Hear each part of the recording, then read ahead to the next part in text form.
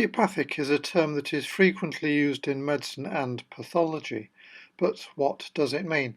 Simply, it may be defined as any disease or condition which arises spontaneously or for which the cause is unknown.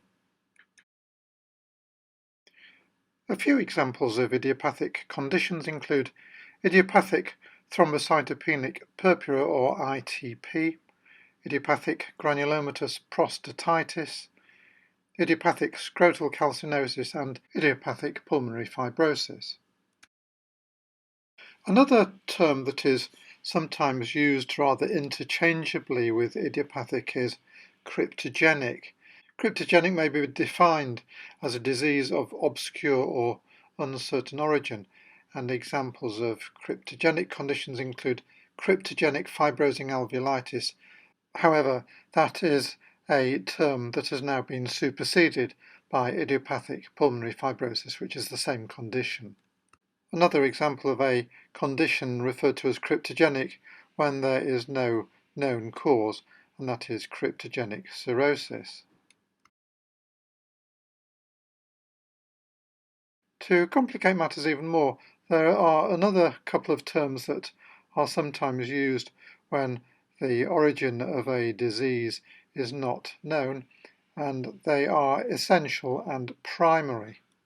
Examples include essential thrombocythemia and essential hypertension. This is also sometimes referred to as primary hypertension. So if the underlying cause of the hypertension is known, for example a pheochromocytoma, then this will be referred to as secondary hypertension. Another example of primary being used is primary sclerosing cholangitis, and this indicates that the cause of the sclerosing cholangitis is unknown. So here is an example of idiopathic pulmonary fibrosis. This is a honeycomb lung. And here is an example of primary sclerosing cholangitis. This liver shows features of cirrhosis, and in this particular case the cause of the cirrhosis was unknown, so this is cryptogenic cirrhosis.